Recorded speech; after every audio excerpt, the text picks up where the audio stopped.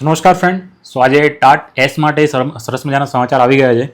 Almost બધાને ખબર હતી, પણ આજે કન્ફર્મેશન લગભગ આવી ગયું છે સરકાર તરફથી. એસસીબીની વેબસાઇટ પર તમે જોઈ શકો છો. ટાટ એચએસની જેમ પરીક્ષા બદલાઈ હતી અને શનિવારે થઈ છે 8 તારીખ, એવી રીતે એસની પણ હવે પરીક્ષાની એક્ઝામ તારીખ બદલાઈ ગઈ છે મેન્સની. તો એની આપણે ડિસ્કસ કરીશું કઈ તારીખ છે, શું છે, બધું આપણે ડિસ્કસ કરવાના છીએ. એ પહેલાં જો તમે મારી ચેનલમાં નવા હો તો પ્લીઝ સબસ્ક્રાઇબ કરી દેજો. હું ટેટા રિલેટેડ તમને વિડીયો અપડેટ કરતો હોઉં છું. કોઈ અપડેટ હોય એના વિશે તમને જણાવતો હોઉં, બરાબર. તો આપણે આ સ્ક્રીનમાં દેખાય પ્રમાણે હું તમને કહી દઉં કે એસસીબીની વેબસાઇટ પર તમે જોશો તો આજે 2 અપડેટ આવી છે. એક તો પહેલાં તો પરીક્ષાનું માળખું ચેન્જ થયું છે અને બીજી વસ્તુ છે પરીક્ષાની તારીખ બદલાઈ છે, બરાબર, એસની, ખાસ કરીને માધ્યમિકની. તો આપણે પહેલાં જોઈએ માધ્યમિકની તારીખની વિશે. તો માધ્યમિકનો તારીખનો આપણે જોઈએ પરિપત્ર આવી ગયો છે આજે. તો તારીખ પ્રમાણે જે તારીખ આપણી આવતા રવિવાર જે 16 તારીખ હતી, 16 ઓગસ્ટ હતી, એની જગ્યાએ હવે નવી તારીખ તમને આ બતાવી દેવામાં આવી છે કે 20/9/2026. તમે જોઈ શકો 20/9/2026ના રોજ લખેલી 20/9/2026ના રોજ લેવામાં આવશે. અને હોલ ટિકિટ તમારી 7/9 એટલે 7 સપ્ટેમ્બરના રોજ તમારી હોલ ટિકિટ ડાઉનલોડ થઈ જશે.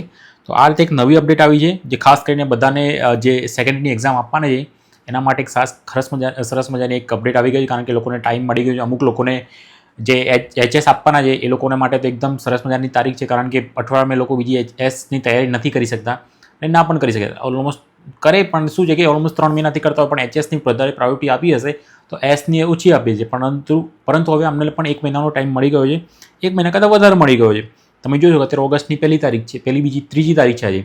તો 3જી તારીખ અને 20 તારીખ આવતા મહિનાની, એટલે ઓલમોસ્ટ તમને ગણો તો 17 દિવસ તમને 1 મહિનો ને 17 દિવસ બરાબર મળી ગયો છે. તો તમારા માટે હવે તનતોડ મહેનત કરવાની ટાઈમ આવી ગયો છે. જે લોકોને મહેનત કરવાની બાકી એ લોકો મહેનત ચાલુ કરી દેજો.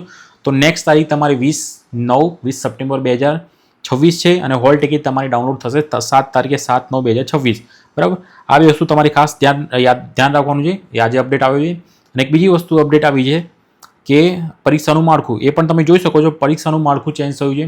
આ માળખું એચએસ જેવું જ રાખવામાં આવ્યું છે. જેવી રીતે એચએસમાં ચેન્જીસ થયા હતા એ પ્રમાણે આમાં પણ ચેન્જીસ થયા છે. તો એ મેઇન ચેન્જીસ છે, તમને ખબર એચએસમાં જે આવે છે એ પ્રમાણે એસમાં પણ, કે આમાં કેવું કે વર્ણનાત્મક નિબંધ હતા, એ નિબંધ 200 માર્ક્સનો નિબંધ હતો. એ 200 માર્ક્સનો નિબંધ હવે પહેલાં એક જ આવતો હતો, હવે એચએસમાં પણ 2 કરી દીધા છે.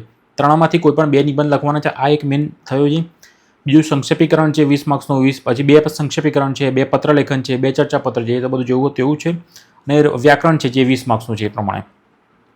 તો આ પ્રમાણે આખું બનાવવામાં આવેલું છે. નવી માળખાપતિ જે પ્રમાણે એચએસમાં ફેરફાર થાય એ જ પ્રમાણે એસમાં થયા છે.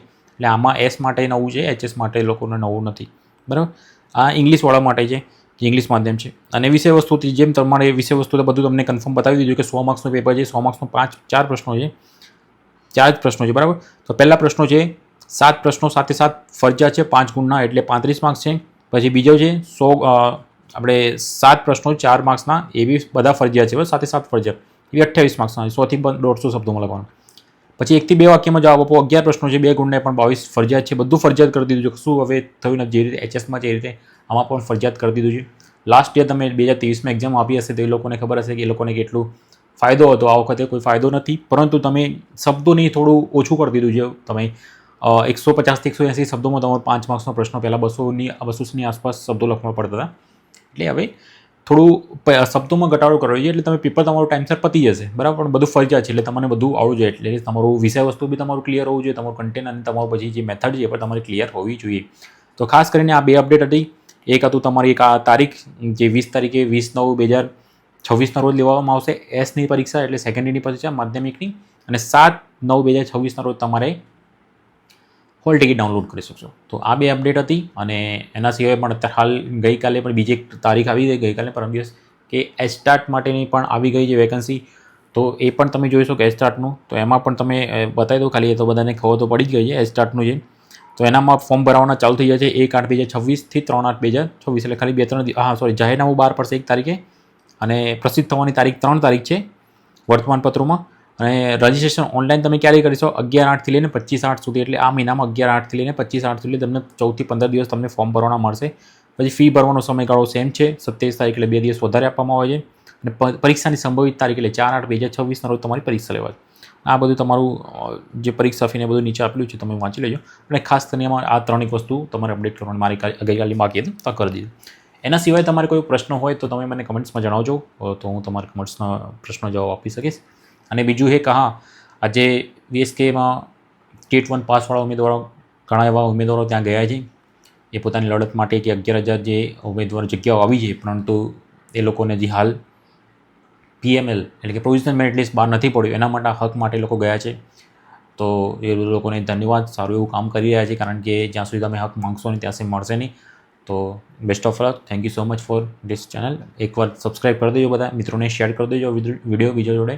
અને મારી ટેલિગ્રામની ચેનલ છે, તો તમે ટેલિગ્રામની ચેનલમાં તમે ના જોડાયા હોય તો મારી ટેલિગ્રામની ચેનલ હું લિંક કરી દઈશ જે ડિસ્ક્રિપ્શનમાં, તો ત્યાંથી તમે જોડાઈ શકો છો. અને બીજા વિડીયો પણ તમારે જોવા હોય તો તમે ત્યાં જોઈ શકો છો મારા પ્લેલિસ્ટમાં. તો થેન્ક યુ સો મચ.